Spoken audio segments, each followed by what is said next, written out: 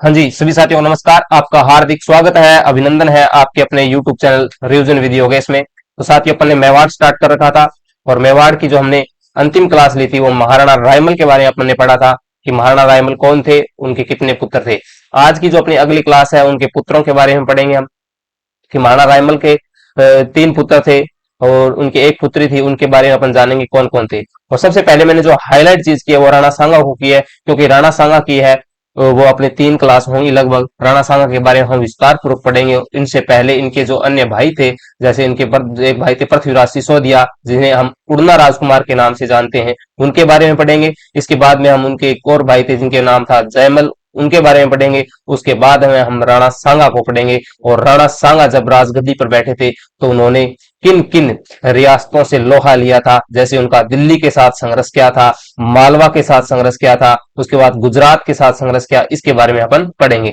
तो चलिए साथियों, शुरू करते हैं। और शुरू करने से पहले मेरा आपसे निवेदन है कि आप चैनल पर नए हैं तो चैनल को लाइक जरूर कर दें और अपने साथियों के साथ ज्यादा से ज्यादा शेयर कर दें और बेल आइकन को दबाकर हमारे चैनल को सब्सक्राइब जरूर कर लें।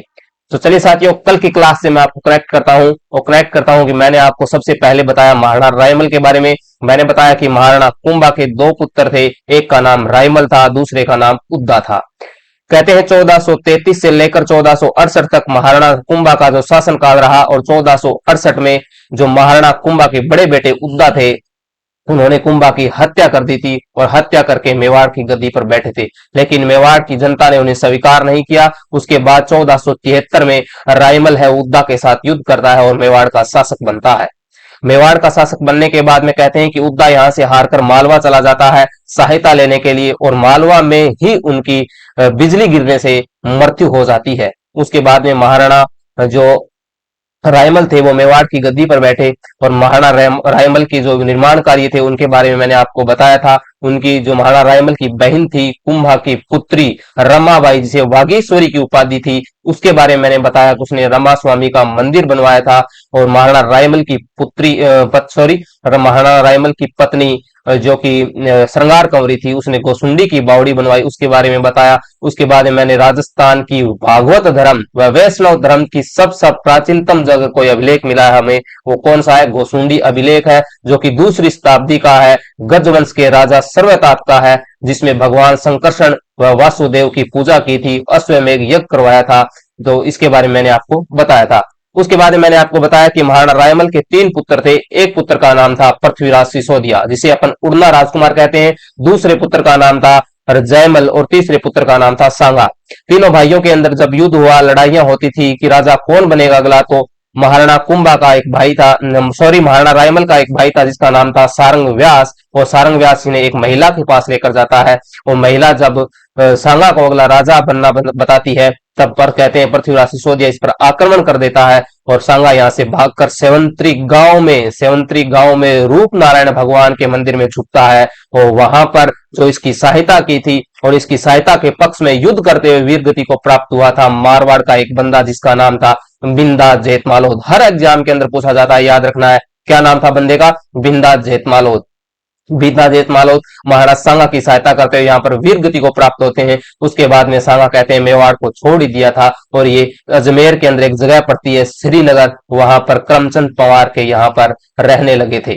अब मेवाड़ के अंदर दो ही बंदे हैं, एक का नाम पृथ्वीराज सिसोदिया है, दूसरे का नाम है जयमल, यानी तीसरा भाई इनका सांगा है वो मेवाड़ छोड़कर चला गया है करमचंद पवार के यहाँ। अब बात करेंगे हम एक एक करके। सबसे पहले मैं बात करूं तो पृथ्वीराज सिसोदिया के बारे में बात करूं। जो दूसरा भाई था इसका पृथ्वीराज सिसोदिया।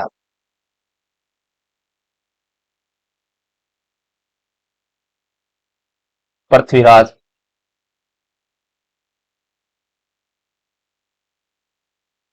पृथ्वीराज सिसोदिया सिसोदिया इसे कहते हैं अपन उड़ना राजकुमार। क्या कहते हैं? उड़ना राजकुमार।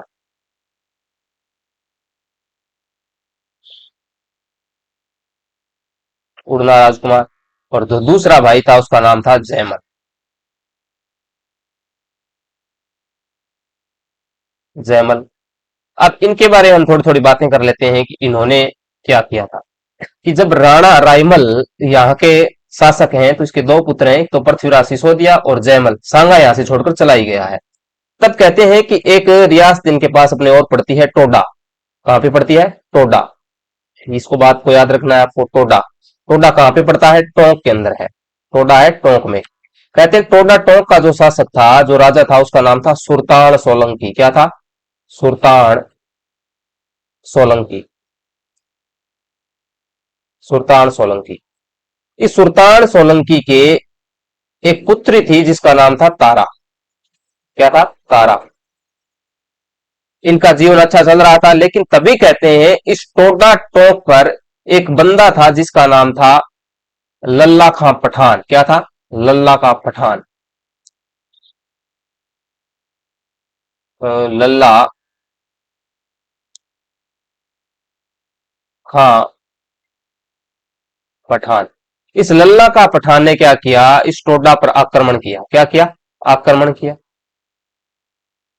आक्रमण किया और कहते हैं टोडा को जीत लिया और सुल्तान सोलंकी को हरा दिया। तब सुल्तान सोलंकी जब यहां से बेरोजगार हो गया, उसके पास कुछ नहीं बचा, यहां से हार गया, तब कहते हैं सुल्तान सोलंकी यहां से चला जाता है। और कहां पर चला जाता है? मेवाड़ चला जाता है। कहां पे चला जाता है? चला जाता है कहां पे? मेवाड़ में। और मेवाड़ में कौन है? महाराणा रायमल। मेवाड़ में महाराणा रायमल के पास, महाराणा रायमल के पास चला जाता। कि टोडा टोंक है, वहां का शासक कौन है? सुल्तान सोलंकी। उसकी पुत्री का नाम तारा है। लेकिन लल्ला खां पठान, याद रखना है, टोडा टोंक पर किसने आक्रमण किया? लल्ला खां पठान ने आक्रमण किया। सुल्तान जो सोलंकी था, इसको यहां से हरा के भगा देता है और टोडा को अपने अधिकार में कर लेता है। तब क्या करता है सुल्तान सोलंकी? अपनी पुत्री तारा व अपने परिवार को लेकर मेवाड़ महाराणा रायमल की शरण में चला जाता है, वहीं पर रहता है। तो कहते हैं कुछ दिन बाद जो सुल्तान सोलंकी था, इसकी पुत्री जो तारा थी, यह शादी योग्य हुई। तो सुल्तान सोलंकी ने सोचा क्यों न मैं मेरी पुत्री की शादी महाराणा रायमल के जो बहादुर वीर योद्धा पुत्र हैं उनमें से किसी एक पुत्र के साथ की जाए। तो सुल्तान सोलंकी ने महाराणा रायमल से बात की कि मैं मेरी पुत्री की शादी आपके पुत्रों में से करना चाहता हूं किसी के साथ। तो महाराणा रायमल ने कहा, यह तो बहुत अच्छी बात है, कर सकते हो आप। लेकिन सुल्तान सोलंकी थोड़ा चालाक बंदा था। उसने क्या किया कि मेरी पुत्री की शादी भी हो जाए और मुझे टोडा भी वापस मिल जाए। तो सुल्तान सोलंकी ने मेवाड़ महाराणा रायमल से कहा कि मैं मेरी पुत्री की शादी आपके पुत्रों में से जो वीर योद्धा साहसी पुत्र है उसके साथ करूंगा, मैं उनकी परीक्षा लूंगा। तो मेवाड़ महाराणा रायमल ने कहा, किस प्रकार? कि मैं मेरी पुत्री की शादी उसी के साथ करूंगा जो मुझे लल्ला खां पठान से टोडा जीतकर वापस दिला दे। टोडा जीतकर वापस दिला दे। जो आपका बेटा है वो मुझे टोडा जीतकर वापस दिला देगा, लल्ला खां पठान को हराकर, मैं उसके साथ मेरी पुत्री की शादी है वो कर दूंगा। तभी कहते हैं कि तारा एक बेहद सुंदर राजकुमारी थी। जब जयमल को इस बात का पता चला कि इस प्रकार की जो शर्त है वो सुल्तान सोलंकी ने रखी है, तो जयमल ने कहा कि मैं आपको टोडा जीतकर दूंगा। जयमल ने क्या कहा कि मैं आपको टोडा जीत कर दूंगा, आप तो मेरी आपकी पुत्री जो है तारा, उसकी शादी मेरे साथ कर दीजिए। तो कहते हैं सुल्तान सोलंकी ने जो तारा थी उसकी शादी है वो जयमल के साथ क्या कर दी? फिक्स कर दी कि ठीक है, जिस दिन आप मुझे टोडा जीत कर दे दोगे उसी दिन तारा की जो शादी है वो आपके साथ कर दी जाएगी। तो कहते हैं ऐसे चलता रहा। एक दिन फिक्स किया गया कि उस दिन जयमल अपनी व्यूह रचना बना रहा है युद्ध के लिए कि टोडा पर आक्रमण करना है, लल्ला खां पठान को हराना है और टोडा जीतकर सुल्तान सोलंकी को देना है। और सुल्तान सोलंकी को जब टोडा मिल जाएगा तो वह अपनी जो पुत्री तारा है उसकी शादी मेरे साथ कर देगा। तभी कहते हैं कि कुछ दिन बीते, उसी दिन जब इनके जयमल के दोस्तों को पता चला कि तारा जयमल की शादी है वो तारा के साथ फिक्स हो गई है, तो इनके दोस्त बड़े राजी हुए।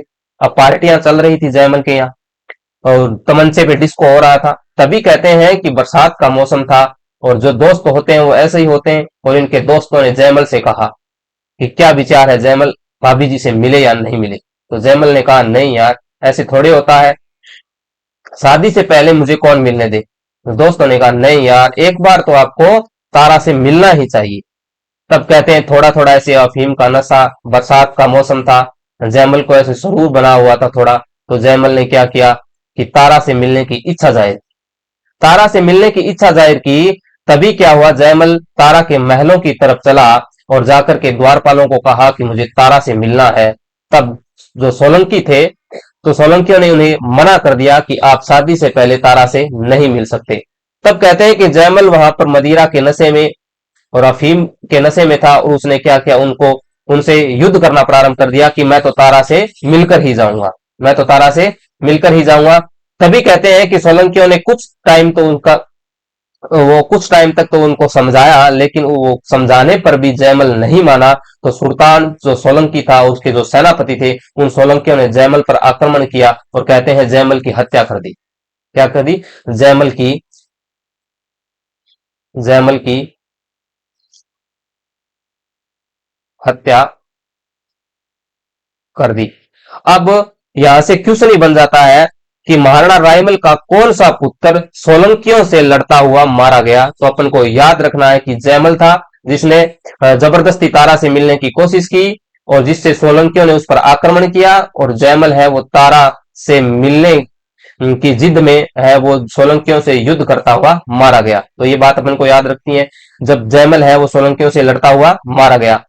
तब अगले दिन जब इस बात का पता, या जब इस बात का पता महाराणा रायमल को चला, तो सुल्तान सोलंकी ने जाकर महाराणा रायमल को कहा कि ऐसे ऐसे आपके पुत्र है, उसने जबरदस्ती मेरी पुत्री के महलों में घुसने का प्रयास किया, इसी कारण हमें हमने उनको बहुत समझाया, लेकिन समझाने पर भी वह नहीं माना, वह नशे में था। तब हमसे उसके हाथापाई हो गई और उसके अंदर वह मारा गया।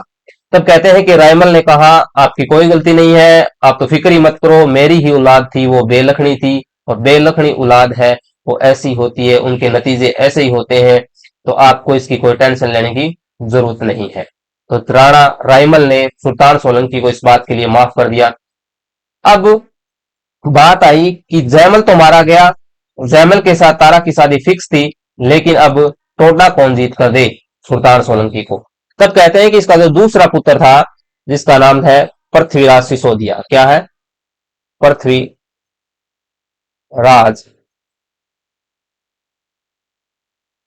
सिसोदिया, उड़ना राजकुमार, क्या नाम है? उड़ना राजकुमार,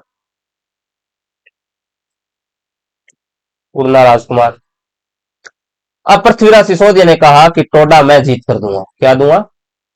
कि टोडा मैं जीत कर दूंगा, जीत कर दूंगा।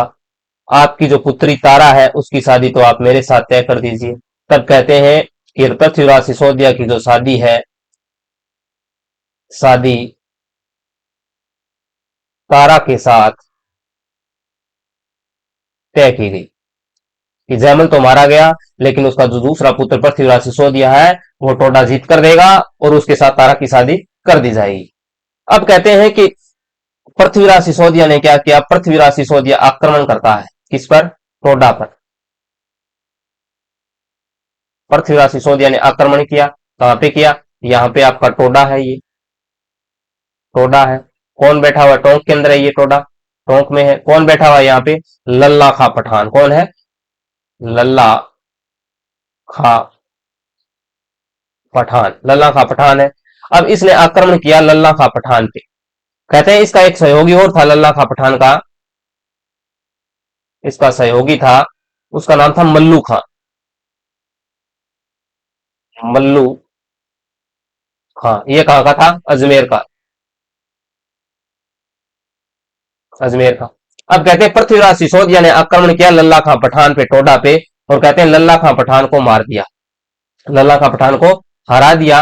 और इसको हराने के साथ साथ इसने क्या किया? मल्लू खां को भी हरा दिया। और मल्लू खां को हराकर पृथ्वीराज सिसोदिया ने क्या किया? पृथ्वीराज सिसोदिया ने अजमेर पर अधिकार कर लिया। पृथ्वीराज ने, पृथ्वीराज ने मल्लू खां, इस मल्लू खां को भी हरा दिया, हराकर अजमेर को अपने कब्जे में कर लिया, ने कर लिया। अब हराने तो एक को आया था, दूसरे को भी साथ में हरा दिया, एक जगह और मिल गई, अजमेर और ले लिया इन्होंने तो। कहते हैं कि पृथ्वीराज सिसोदिया ने लल्ला खां पठान को हराकर टोडा जीत लिया, और टोडा जीत कर किसको दे दिया? सुल्तान सोलंकी को दे दिया। सुल्तान सोलंकी बड़ा राजी हुआ। उसके बाद ने उसने क्या की, तारा की शादी पृथ्वीराज सिसोदिया से कर दी। अब कहते हैं कि जब अजमेर जीता था इसने, तो कहते हैं पृथ्वीराज सिसोदिया ने कहा कि आपको तो यहां नहीं रहना है, आपके लिए तो मैंने एक जगह और जीती है, अजमेर, आप तो वहीं पे रहना। और अजमेर के अंदर एक दुर्ग था, अजमेरू दुर्ग, इसका नाम बदलकर इस दुर्ग के अंदर ही ये क्या करते हैं, पृथ्वीराज सिसोदिया तारा को रखते हैं। यानी किसमें रखते हैं? अजमेर दुर्ग में। अजमेर दुर्ग में तारा को रखा, तारा को रखा। इसी के कारण इस अजमेर दुर्ग को तारागढ़ दुर्ग कहा जाता है। याद रखना है अपने को, तारागढ़ दुर्ग कहा जाता है। इस शादी के बाद जब पृथ्वीराज सिसोदिया ने टोडा जीतकर सुल्तान सोलंकी को दे दिया था, उसके बाद में जब मल्लू खां को हराकर अजमेर जीत लिया था, तो अजमेर में ही तारा को रखा, और तारा के नाम पर ही अजमेर दुर्ग का नाम क्या कर दिया गया? तारागढ़ दुर्ग कर दिया गया। ये बात नहीं पृथ्वीराज सिसोदिया के बारे में। पृथ्वीराज सिसोदिया, इसको उड़ना राजकुमार कहा जाता है। इसके बारे में बार बार क्वेश्चन पूछा जाता है कि पृथ्वीराज सिसोदिया है, तो उसको उड़ना राजकुमार किसको कहा जाता है? तो पृथ्वीराज सिसोदिया को कहा जाता है। क्यों कहा जाता है? कि ये तेज गति से धावक होने के कारण, घोड़ा है वो तेज गति से दौड़ाता था, उसी कारण से उड़ना राजकुमार कहते हैं। कहते हैं बेहतरीन एक युवराज था ये। कहते थे कि जब भी पूछा जाता कि आज युवराज कहाँ है, तो कहते आज युवराज नागौर के अंदर लड़ने गया है, कभी कहते आज इडर में लड़ने गया है, कभी गुजरात में लड़ने गया है। हर मतलब हर क्षेत्र, हर दिन युद्धों के लिए जाया करता था। इसी कारण से उड़ना राजकुमार कहा जाता है। ये बातें अपन को याद रखनी है। याद रखने वाला से मिलता है कि राणा रैमल का कौन सा पुत्र सोलंकियों से लड़ता हुआ मारा गया, तो याद रखना है जयमल। और सुल्तान सोलंकी काम का फंसा है, टोंक पर आक्रमण किसने किया? लल्ला का पठान ने किया। और सुल्तान सोलंकी यहाँ से रायमल की शरण में चला जाता है, और रायमल क्या करता है? रायमल के दोनों पुत्र है वो जयमल से ये अपनी बेटी तारा की शादी फिक्स करता है, लेकिन जयमल है वो सोलंकियों से युद्ध करता हुआ मारा जाता है। उसके बाद पृथ्वीराज सिसोदिया के साथ तारा की शादी फिक्स की जाती है, और पृथ्वीराज सिसोदिया लल्ला खां पठान पर टोडा टोंक पर आक्रमण करता है, और लल्ला खां पठान को हराकर टोडा टोंक जीत कर क्या कर देता है? सुल्तान सोलंकी को वापस कर देता है। उसके साथ ही जो उसका सहयोगी था लल्ला खां पठान का, मल्लू खां, जो कि अजमेर का था, उसको भी हरा देता है और अजमेर को अपने अधिकार में कर लेता है। और शादी के बाद तारा को अजमेर दुर्ग में रखता है। इसी कारण अजमेर दुर्ग का नाम है वो तारागढ़ दुर्ग रखा गया। अब इसके बाद में अपन आगे बात करें कि ये तो पृथ्वीराज सिसोदिया है, जो पृथ्वीराज सिसोदिया है,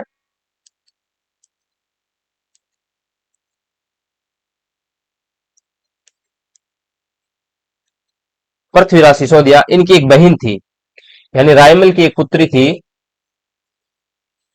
रायमल की पुत्री, जिसका नाम था आनंदाबाई। क्या था? आनंदा बाई।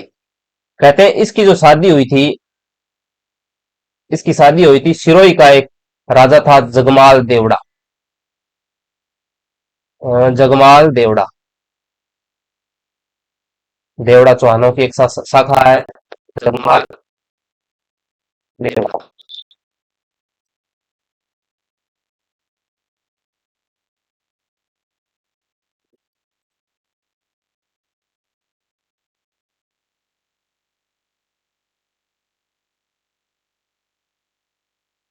जगमाल देवड़ा के साथ इसकी शादी हुई थी, जगमाल देवड़ा के साथ, जगमाल देवड़ा के साथ इसकी शादी हुई थी। कहते हैं कि यह जगमाल देवड़ा एकदम बेवड़ा आदमी था, शराबी था, और यह शराब पीकर इस आनंदाबाई को क्या किया करता था? तंग किया करता था। अब जिसका भाई, इसका भाई कौन है? पृथ्वीराज सिसोदिया। इतना ताकतवर है, इसका भाई कौन है? इसका भाई, इसका पुत्र कौन है? पृथ्वीराज सिसोदिया, पृथ्वीराज सिसोदिया। कहते हैं आनंदाबाई ने पृथ्वीराज सिसोदिया को मैसेज किया कि भैया आओ, आपके जीजा हैं जो जगमाल जी है, मेरे को तो डेली तंग करते हैं, मारते हैं, पीटते हैं। तभी कहते हैं पृथ्वीराज सिसोदिया जगमाल के पास गया, और जगमाल को जाकर बुरी तरह से पीटा। इसको क्या किया? जगमाल को पीट कर समझाया कि आइंदा आज के बाद अगर बहन को हाथ भी लगाया तो चमड़ी छोड़ दूंगा। तो कहते हैं जगमाल देवड़ा जैसे तैसे करके माना, और जगमाल देवड़ा बड़ा तेज तर्रार आदमी था। मान तो गया था उसमें कि आज के बाद ऐसी कोई गलती नहीं होगी, आपकी बहन को तो मैं परेशान करूंगा ही नहीं। तो कहते हैं कि जब पृथ्वीराज सिसोदिया यहाँ से जाने लगा था, तो जगमाल देवड़ा ने क्या किया कि जहर के लड्डू लेके आया, और लड्डू लेकर कहा कि ये लड्डू है आपकी बहन ने आपके लिए तैयार किए हैं, आप तो लेकर इसे चले जाओ। तो जगमाल पृथ्वीराज सिसोदिया ने कहा कि मैं इन्हें घर पे जाके खा लूंगा। तो वो जहर के जो लड्डू हैं वो पृथ्वीराज सिसोदिया को दिए। तो कहते हैं पृथ्वीराज सिसोदिया ने वो लड्डू जब घर आकर खाए थे, तो उनके यहाँ क्या है, पृथ्वीराज सिसोदिया की जहर के लड्डू खाने से क्या हो जाती है, मृत्यु हो जाती है। क्या है, पृथ्वीराज सिसोदिया की जहर के लड्डू खाने से मृत्यु मृत्यु हो जाती है। जहर के लड्डू खाने से पृथ्वीराज सिसोदिया की मृत्यु हो जाती है। अब क्वेश्चन क्या बनता है कि पृथ्वीराज सिसोदिया की छतरी कहाँ पे है? तो पृथ्वीराज सिसोदिया जो है, इनकी जो छतरी बनी हुई है वो है कुंभलगढ़ दुर्ग के अंदर। कहाँ पे है? कुंभलगढ़ दुर्ग में। याद रखना है अपन को, कुंभलगढ़ दुर्ग में, कुंभलगढ़ दुर्ग के अंदर है। उसके बाद में कितने खंभों की है? तो कुंभलगढ़ दुर्ग के अंदर 12 खंभों की छतरी है। यहीं से क्वेश्चन पूछा जाता है। अपन को याद रखना है कि 12 खंभों की छतरी किसकी है? पृथ्वीराज सिसोदिया की है, उड़ना राजकुमार की है। कहाँ पे है? तो कुंभलगढ़ दुर्ग के अंदर है। और तारागढ़ दुर्ग का नाम किसके नाम पे रखा? तो आपका जो सुल्तान सोलंकी की पुत्री तारा थी, उससे पृथ्वीराज सिसोदिया ने शादी की, उसको अजमेर में रखा। इसी कारण अजमेर किले का नाम तारागढ़ कर दिया गया। ये बातें अपन को याद रखनी है। अब कहते हैं कि जो राणा रायमल है, इसके दोनों पुत्रों की मृत्यु हो चुकी है। दोनों पुत्रों की मृत्यु हो चुकी है। एक पुत्र है कौन सा? जयमल की मृत्यु हो गई। पृथ्वीराज सिसोदिया की मृत्यु हो गई, क्योंकि जगमाल देवड़ा ने उनको जहर के लड्डू खिला दिए हैं, इस कारण वो भी मर गया। अब रायमल का जो अगला उत्तराधिकारी नहीं बचा, कोई उत्तराधिकारी बचा कौन? बचा अब राणा सांगा, जो कि यहाँ पर है श्रीनगर अजमेर के अंदर करमचंद पवार के यहाँ बैठा है। तब कहते हैं रायमल ने सांगा को मैसेज किया कि बेटे अब तो आप आ जाओ, आपके दोनों भाई हैं वो सल्ट गए हैं, कोई नहीं बचा, अब उत्तराधिकारी है, अगला जो शासक है वो आप ही बनोगे। तो कहते हैं शासक राणा सांगा यहाँ से आते हैं, और 1509 ईस्वी के अंदर, कब? 1509 ईस्वी के अंदर, ये मैंने यहाँ पे जो लिखा है मैं आपको, 1509 ईस्वी के अंदर ये शासक बनता है। 1509 में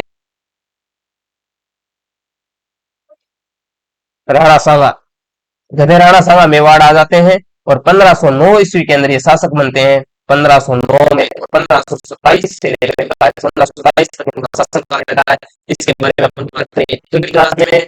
तब के लिए धन्यवाद। जय हिंद, जय भारत।